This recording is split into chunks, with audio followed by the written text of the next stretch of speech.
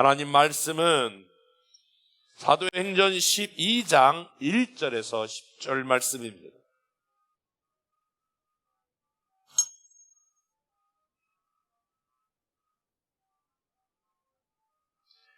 그때에 헤롯 왕이 손을 들어 교회 중에서 몇 사람을 해하려 하여 요한의 형제 야고보를 칼로 죽이니, 유대인들이 이 일을 기뻐하는 것을 보고 베드로도 잡으려 할세 때는 무교절 기간이라 잡음에 옥에 가두어 군인 4씩인 4패에게 맡겨 지키고 6월절 후에 백성 앞에 끌어내고자 하더라. 이에 베드로는 옥에 갇혔고 교회는 그를 위하여 간절히 하나님께 기도하더라. 헤롯이 잡아 내려고 하는 그 전날 밤에 베드로가 두 군인 틈에서 두 사슬에 매여 누워 자는데 파수꾼들이 문 밖에서 옥을 지키더니 호련히 주의 사자가 나타나매 옥중에 광채가 빛나며 또 베드로의 옆구리를 쳐 깨워 이르되 급히 일어나라 하니 쇠사슬이 그 손에서 벗어지더라. 천사가 이르되 띠를 띠고 신을 신으라 하거늘 베드로가 그대로 하니 천사가 또 이르되 겉옷을 입고 따라오라 한데 베드로가 나와서 따라갈새 천사가 하는 것이 생사인 줄 알지 못하고 환상을 보는가 하리라. 이에 첫째와 둘째 파수를 지나 시내로 통한 쇠문에 이르니 문이 저절로 열리는지라 나와서 한 거리를 지나매 천사가 곧 떠나더라. 아멘.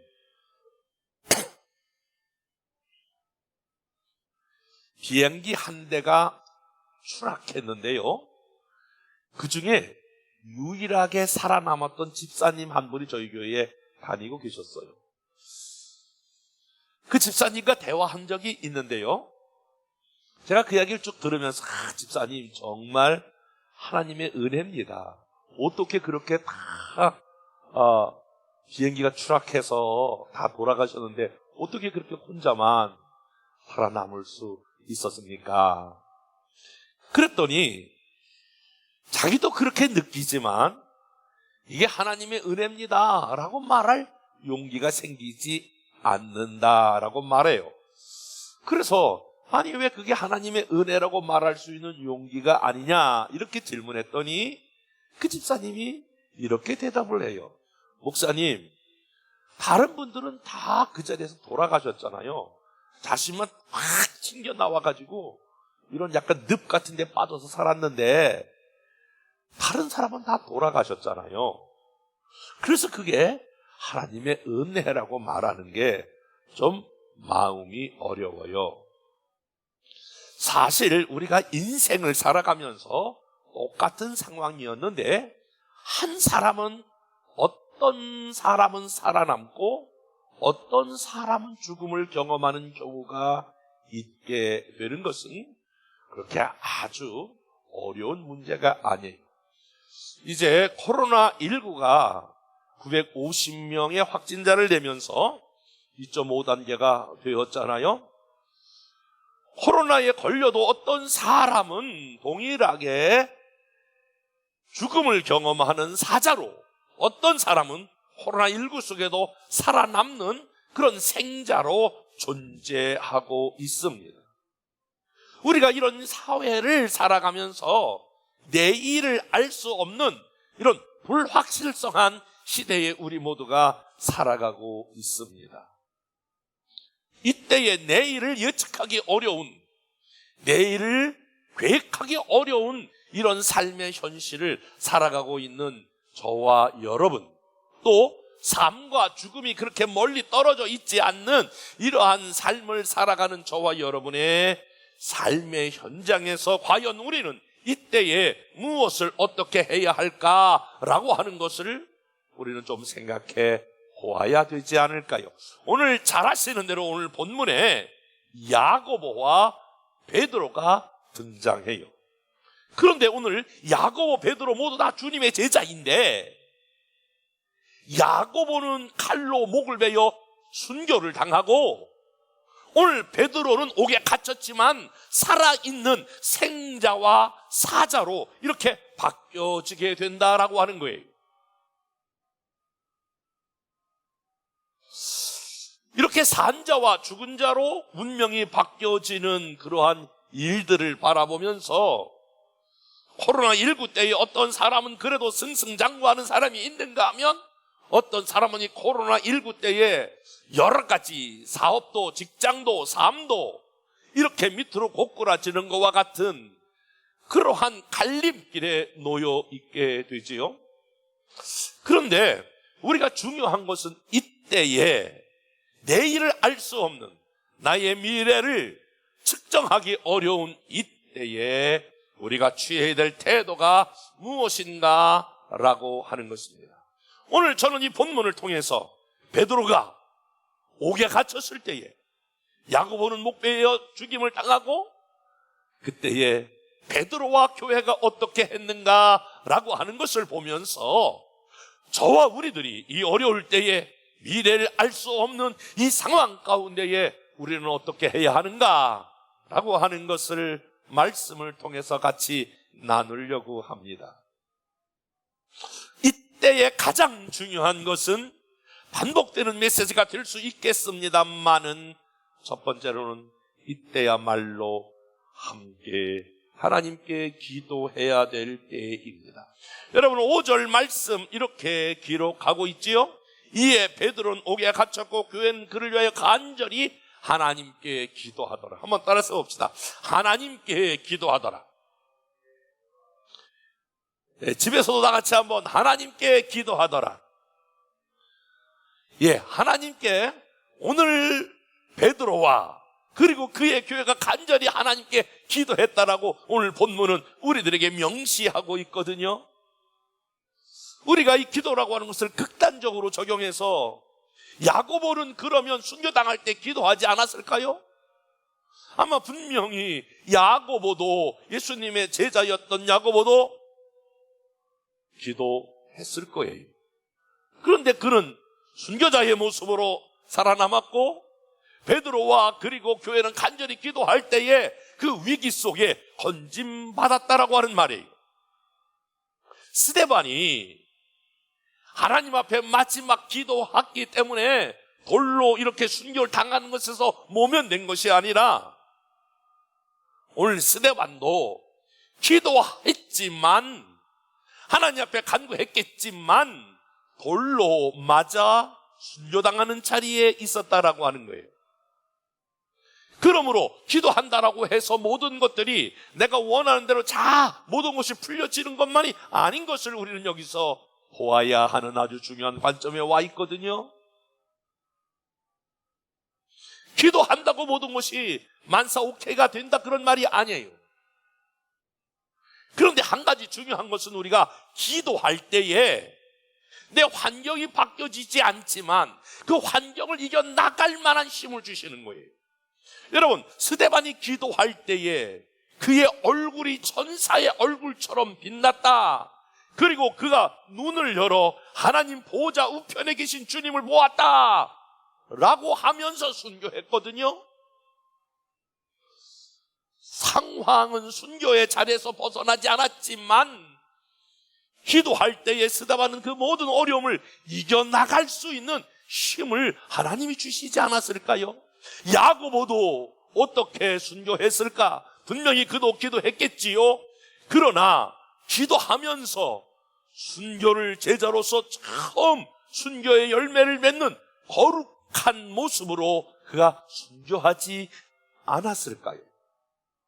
그러므로 사랑하는 여러분, 저와 여러분들이 이 불확실성한 시대 가운데에 해야 될 일이 있는데 하나님께 간절히 기도하면 어떤 경우는 환경은 바뀌지 않지만은 환경을 이겨나갈 만한 힘을 우리 하나님이 오늘 여러분 한 사람 한 사람에게 주셔서 한순간에 코로나가 물러가지 않을지라도 여러분의 환경과 상황이 어려울지라도 그 어려운 상황에서 넉넉히 이겨나갈 만한 힘을 우리 하나님이 주실 줄 믿습니다.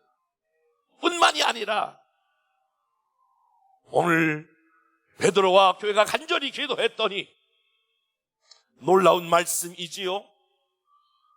오늘 이와 같은 역사가 일어났는데 6절 말씀, 헤롯이 잡아내려고 하는 그 전날 밤에 베드로가 두 군인 틈에서 두 쇠사슬에 매여 누워 자는데 파수꾼들이 문 밖에 서서 옥을 지키니 7절 호련히 주의 사자가 나타나서 옥중에 광채가 빛내며 또 베드로와 옆구리를 쳐 이르되 급히 일어나라 하니 쇠사슬이 그 손에서 벗어지니라.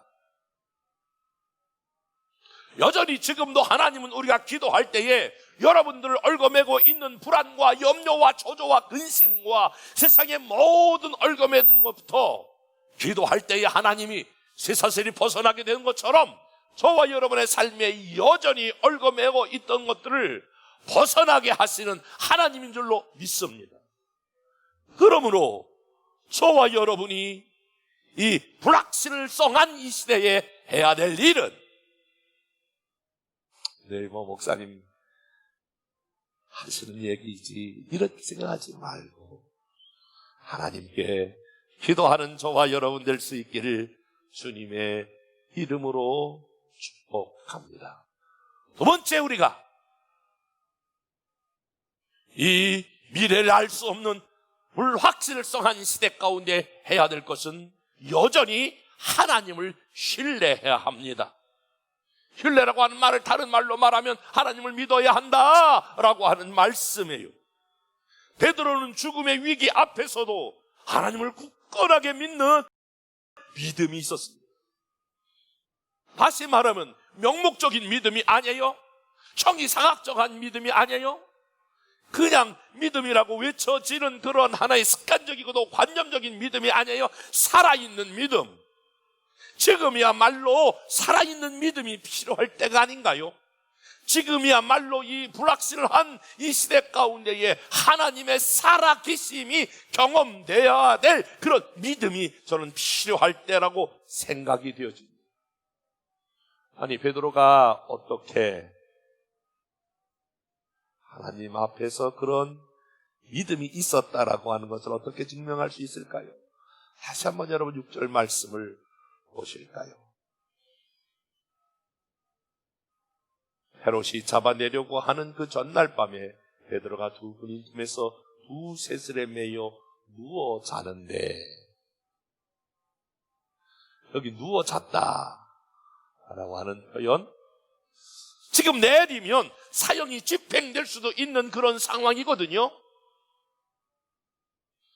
제 아는 목사님 중에 한 분이 성무서의 사역, 그러니까 교도소 사역을 40년 동안 하신 분이 있어요. 늘 저만 보면 저 목사님 교도소 사역 좀 도와주세요, 도와주세요, 늘 그렇게 말씀하는 그런 목사님 한 분이 계셔요. 얼마 전에 그분과 함께 식사를 했는데 이런 얘기를 해요. 자기가 여러 사람의 사형수를 집행하는 광경을 보았는데, 그리고 사형수들과 이렇게 늘 주기적으로 상담을 하고 면담을 했는데, 보통 사형수들도 다 웬만하면 두려움이 없다는 거예요. 그런데 이 사형할 옛날에 사형할 그런 날들이 임박해 오면, 그리고 사형 전날 밤에는 교도소에 관계된 분들의 진언에 의하면 그렇게 불안해한다는 거예요. 뭐 엄청난 사람일지라도 내일 사형이다 라고 하는 것이 알려지는 그 순간에 바들바들 떨면서 한 걸음 한 걸음도 못 뛰는 것이 그게 일반적 상황이라고 하는 거예요. 베드로면 이제 날이 밝으면 곧 집행을 받아야 될 상황인데 베드로가 누워 잠을 자고 있었다. 특별히 죄수가 지키고 있고 지금 쇠사슬에 묶여 있으면서 이런 표현을 해볼까요? 아니, 잠이 오냐고 지금. 아니, 뭔 팔자가 좋아서 그 감옥 안에서 잠을 자냐고요. 어떻게 잠을 잘 수 있을까요?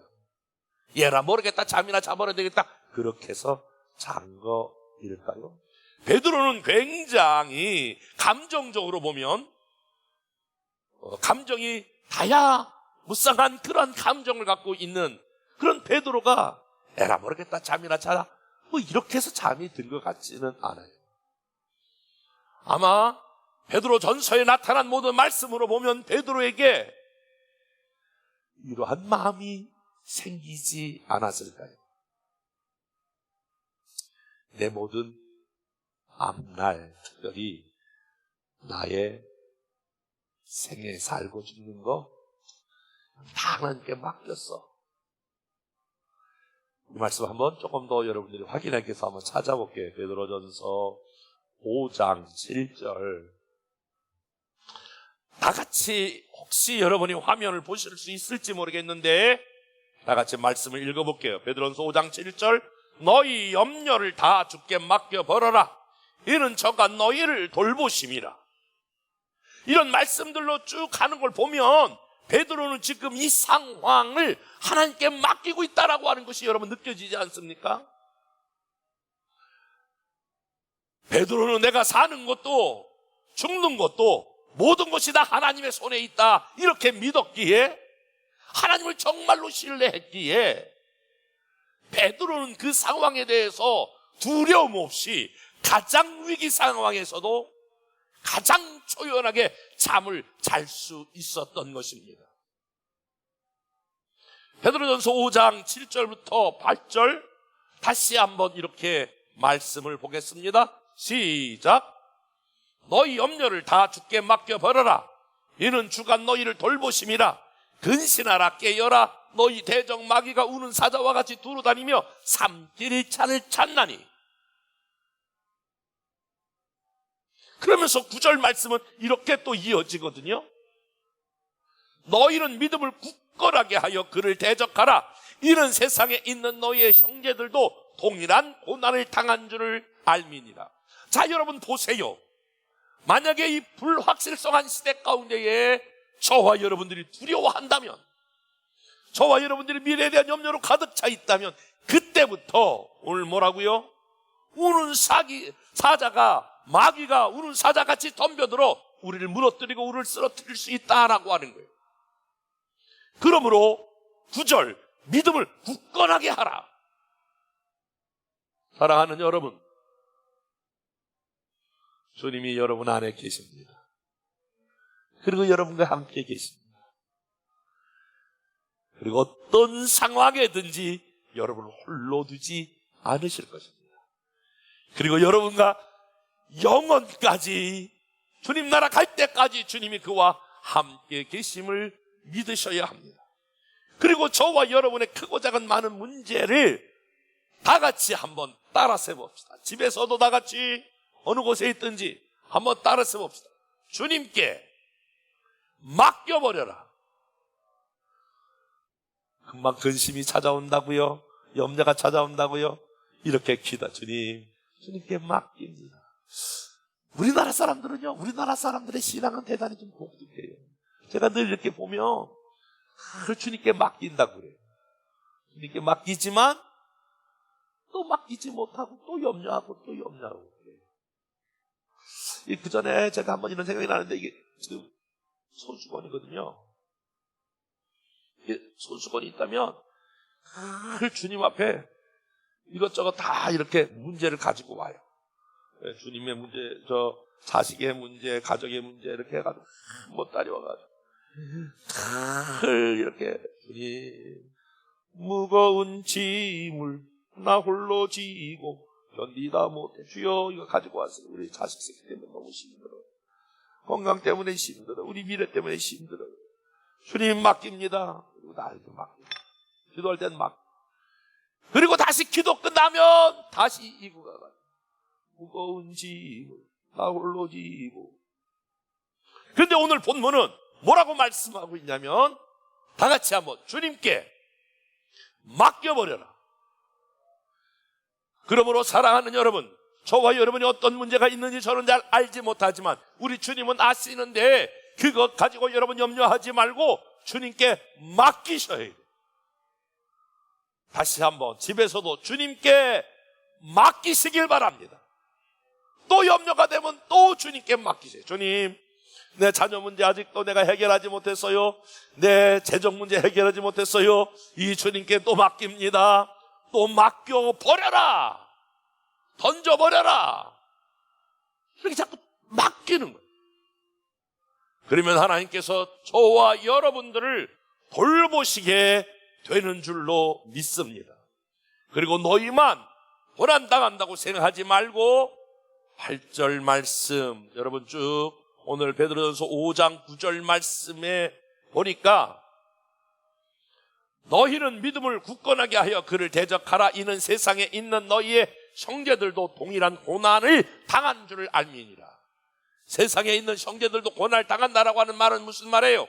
이 문제는 나 혼자 이렇게 고난을 당한다, 나 혼자만은 이런 어려움을 당한다, 이렇게 생각하지 말라라고 하는 거예요. 모든 사람이, 모든 형제들이 동일한 고난을 당할 수 있다라고 하는 것입니다. 그러므로 사랑하는 여러분, 상황이 어려울 때마다, 문제가 있을 때마다 우리가 하나님께 기도하고 우리가 하나님께 자꾸 맡기는 훈련, 또 맡기는 삶, 맡기는 사역을 하면 정말 하나님께서 저와 여러분의 삶에 돌보시는 역사가, 그분이 저와 여러분의 삶을 인도하는 역사가 있게 될 줄로 믿습니다. 왜 그러냐 하면 하나님은 우리의 삶에 항상 최선의 것과 최고의 것을 준비하고 계시기 때문에 그래요. 우리가 잘 몰라서 그렇지 하나님은 저와 여러분의 삶의 모든 것들을 준비해 놓으시고 하나님의 인도하심으로 가고 있기 때문에 그렇습니다. 더 나아가서 우리가 이 불확실성한 시대 가운데 해야 될 일은 오늘 하나님께 순종하는 일입니다. 사실 11절에 보니까 다 같이 11절 말씀을 읽겠습니다. 이에 베드로가 정신이 들어 이르되 내가 이제야 참으로 주께서 그의 천사를 보내어 나를 헤롯의 손과 유대 백성의 모든 기대에서 벗어나게 하신 줄을 알겠노라 하여. 베드로가 잠을 자고 있는데 누가 옆구리를 치면서 일어나라 깨우는데 누구예요? 어디로 가는 거예요? 당신이 누구예요? 이렇게 묻지 않았다는 거예요. 이게 따지지 않았다는 거예요. 여러분, 베드로의 성격 급한 베드로가 당신 누구예요? 내가 어디로 가야 되는 거예요? 내가 뭘 어떻게 하는 거예요? 그러면서 잠만 말고 따라와. 이런 대화가 지금 본문에 없어요. 나중에 알고 보니까 천사가 나를 인도했다라고 하는 것을 나중에 깨달았다라고 하는 거예요. 베드로는 순종을 먼저 했더니 결과가 천사가 도와주었구나, 하나님의 도움의 손길이 있구나 라고 하는 것을 오늘 본문은 이야기하고 있습니다. 사실 우리는 이성주의와 합리주의의 시대에 살아가서 내가 꼭 이렇게 내 머리로 이해되어야만이, 또 내가 합리적으로만 그것이 받아들여져야만이 내가 순종하려고 하는 그러한 경향이 우리 안에 있거든요. 그런데 하나님의 일은, 하나님의 사역은, 하나님의 뜻은 어느 때는 내가 이해되지 않아도, 어느 때는 내가 합리적으로 수긍하지 않아도 먼저 여러분이 순종할 필요가 있어요. 제가 아이들이 막 이제 초등학교 1차나 중학교, 고등학교 이렇게 들어가면서 할 때에 초등학교 때부터 얘들아, 아이들에게 너희들 피아노를 좀 배우면 좋겠다, 그렇게 권면도 하고, 저희 교회에 또 피아노 하시는 집사님이 계셔서 또 그분도 보내라고 그래서 보내려고 하는데 여러분들이 안 가는 거예요. 제가 이제 강력하게 부탁하기도 하고 또 강하게 어필하기도 했는데, 얘야, 이 사람이 말이야, 또 내가 목사가 되고 보니까 이 음악에 어느 정도 조예가 좀 있어야 돼. 이게 자꾸 서듬을 잘 못 잡으니까, 이 음낮이를 내가 잘 모르니까 이게 참 헷갈리고, 어디 가서 때로는 이게 좀 기본이 안 돼서 내가 참 고생을 많이 한다. 그러니 너희들이 피아노를 배웠으면 좋겠다. 근데 돈은 받아가 놓고 전부 어디다가 사먹었는지 땡땡이 집에서 안 가더라고요. 가거라 해도 안 가고. 그러더니 나중에 커서 그때 아버지가 그 피아노 그 허락 그럴 때, 엄마가 피아노 그 허락 그럴 때 그 배웠으면 참 좋았을 뻔했어요 라고 하는 이야기를 나중에 들었어요. 우리가 이런 일들이 얼마나 많이 있는지 지금 잘 납득이 안 돼요. 내가 왜 그 일을 해야 하는지, 내가 왜 그것을 선택해야 하는지, 그것을 내가 왜 그렇게 결단하고 하나님 앞에 헌신하고 봉사하고 충성해야 되는지 나중에 알지, 지금은 알지 못하지만 시간이 지나면 그때 이것이 우리에게 필요했던 것처럼 하나님께서 우리에게 어떤 감동을 주실 때에, 하나님이 어떻게 우리를 인도하게 될 때에 다 이성적으로 논리적으로 받아들일 수 없어도 여러분이 순종하면 하나님께서 나중에 천사가 베드로를 인도했던 것을 알 수 있었던 것처럼 저와 여러분의 삶에 그와 같은 결과가 나타나게 될 줄로 믿습니다. 오늘 여기서 조금 더 우리가 살펴보아야 할 것은, 베드로가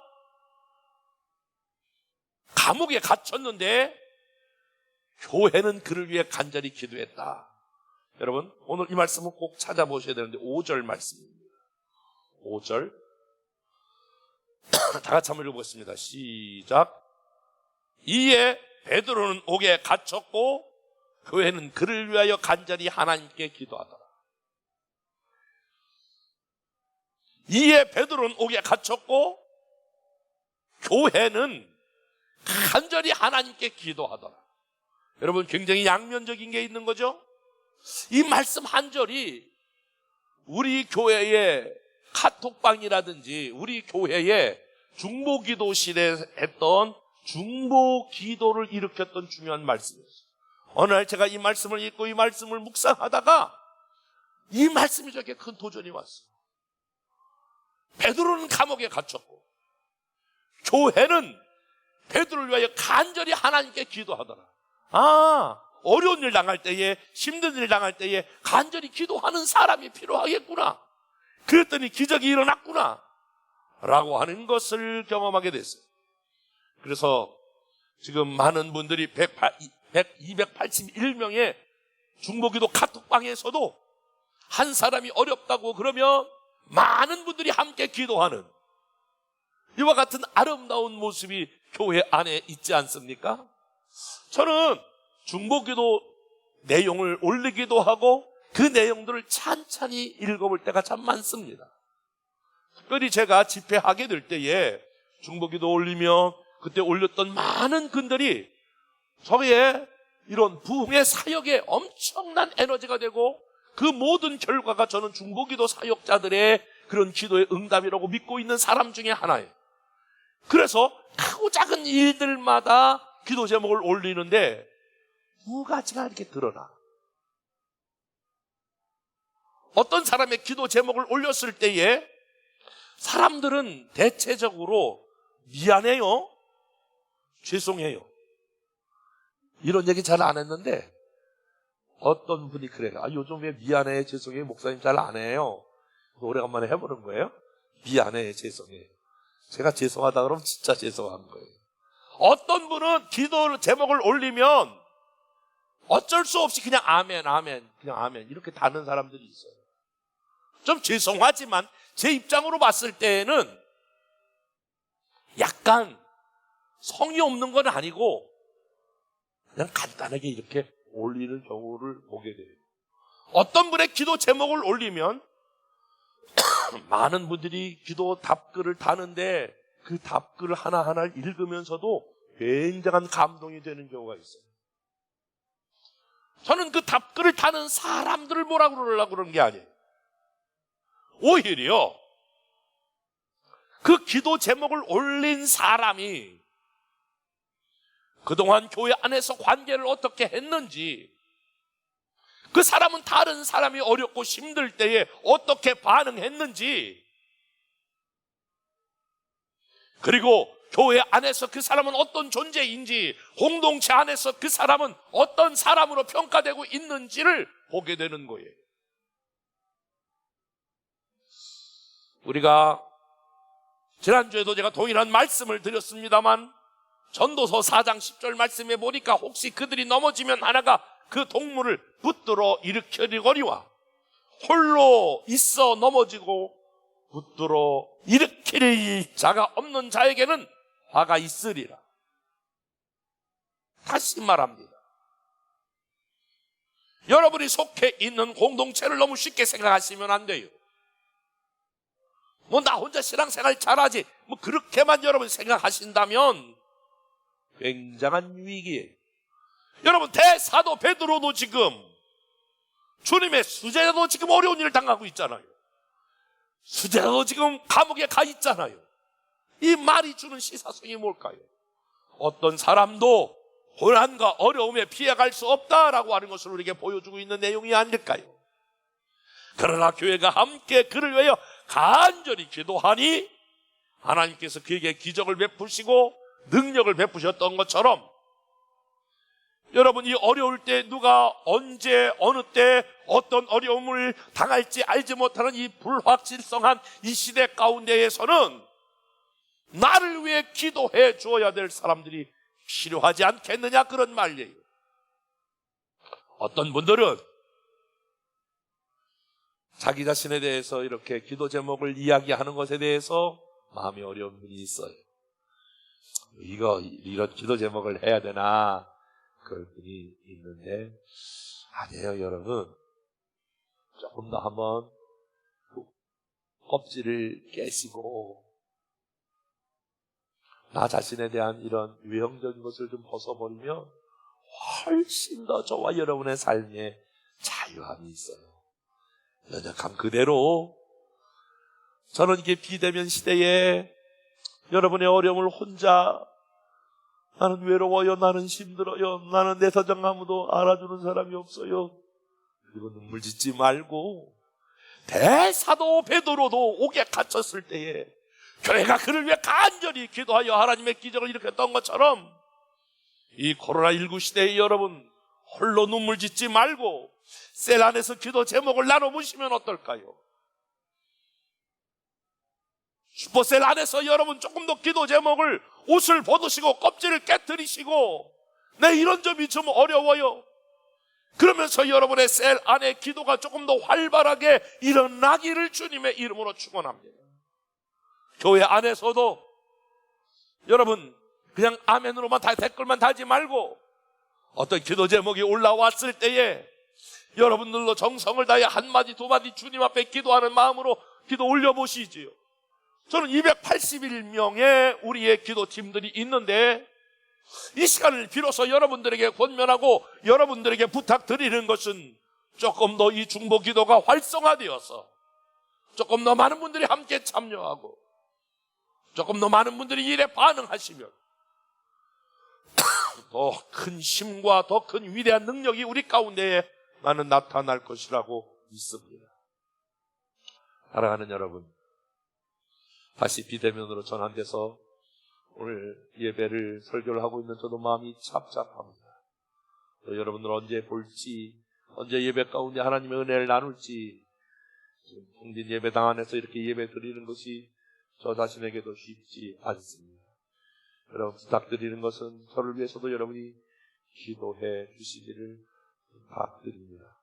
또 저에게 맡겨진 크고 작은 많은 사명들이 있는데, 교회의 사명, 또 지역에서의 사명, 교단에서의 사명, 때로는 홀로 지고 가기가 버거울 때가 있는데, 여러분들이 함께 기도해 주시면 하나님의 놀라운 기적의 역사가 우리 가운데 나타날 것을 믿습니다.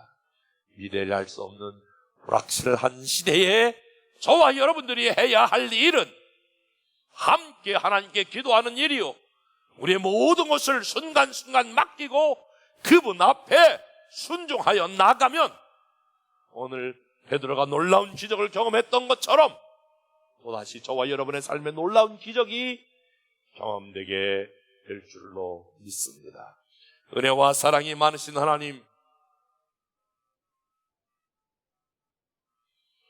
오늘 비대면으로 이렇게 예배드리는 모든 한 분 한 분 위에 하나님의 영이 더 놀랍게 기름 부어 주셔서 풍성한 삶이 되어질 수 있도록 인도해 주시옵소서.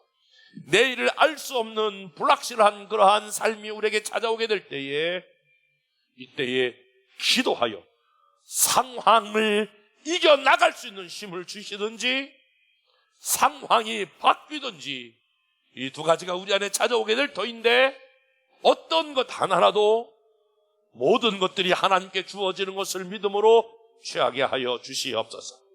하나님을 신뢰하게 하여 주시옵소서. 진짜 하나님을 믿는 믿음을 주셔서 합력하여 선을 이루시는 하나님의 손길을 발견하게 하시고, 베드로가 오늘 순종하여 전사를 따라 나갔던 것처럼 주의 말씀에 순종하여 일어나는 하나님의 모든 사람들 되어지도록 함께해 주옵소서. 내가 어려울 때에, 베드로가 어려울 때에 교회 공동체가 함께 하나님께 간절히 기도했던 것처럼 나를 위하여 같이 기도해야 될 셀 공동체가 활성화되게 하시고 중보 기도방이 더욱더 활성화되는 은혜를 베풀어 주시옵소서.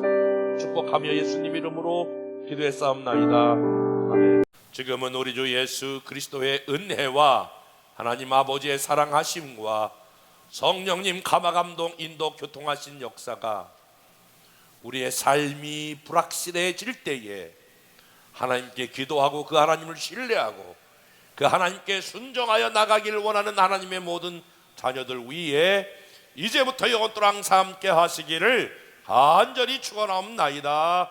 아멘.